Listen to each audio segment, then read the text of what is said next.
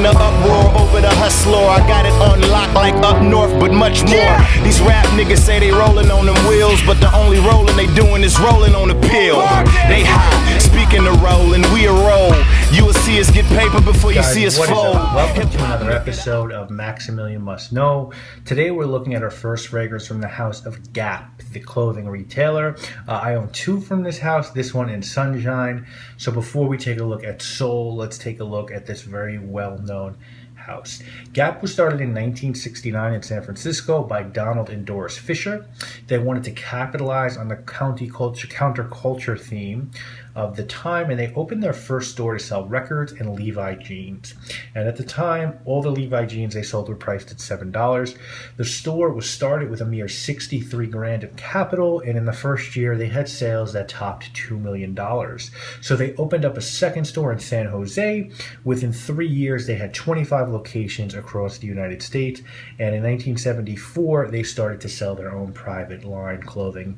In 1983, the Gap really made their first huge move, and that was acquiring a really small safari-themed clothing store called Banana Republic. Immediately, Gap turned Banana Republic into an upscale line to Gap's more casual and moderate designs and pricing. And then in 1994, Gap launched Old Navy to cover their lower end price of the market. So really sound strategy. Gap is the mid-level option, Banana Republic is the high-level option, and Old Navy is the affordable line.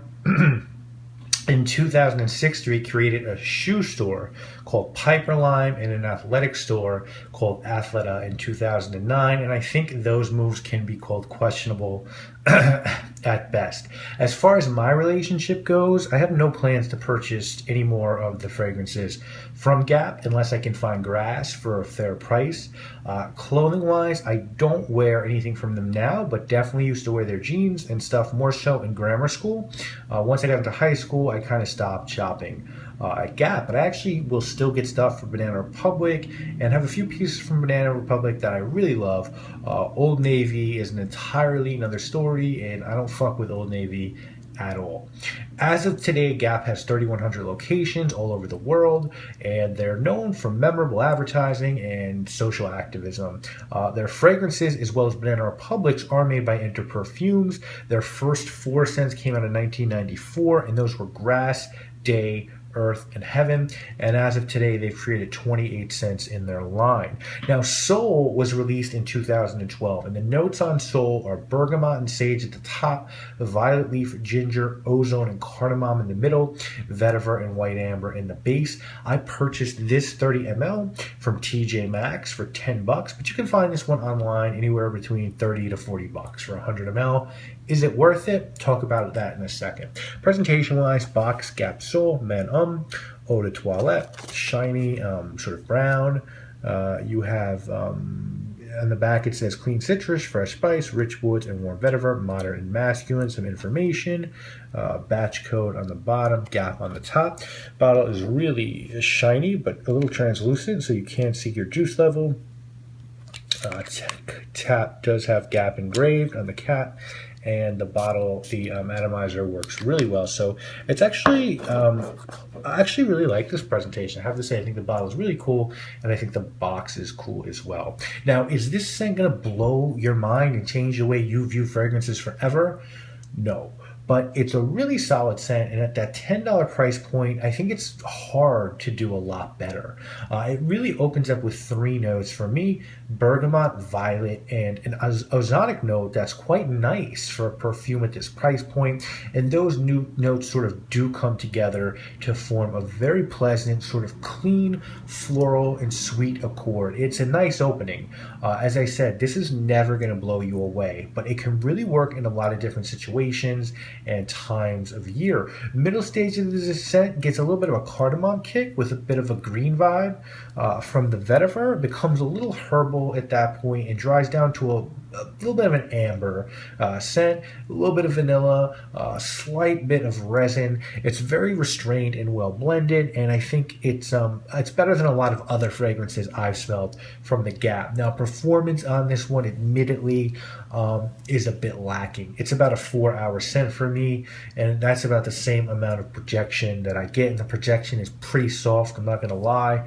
I think this scent leans more masculine, but the whole gender thing in fragrance is definitely a little bit silly, and you can pull this one off really any time of year, maybe a tad bit cloying for the dog days of summer, but definitely wearable on summer evenings. And occasion-wise, I have to admit that this is a jack of all trades due to its conservative performance. I think it's probably going to do a lot better for a guy at an office than anywhere else. Now, if you are looking for something like this but can't find this, or just want to upgrade or something, I gotta be honest with you guys and tell you there's not a whole lot of fragrances that really remind me of this one. I'll tell you, Fahrenheit obviously gives you the violet. Reminds me a bit of Yolk on Wild, which I recently purchased and will be reviewing.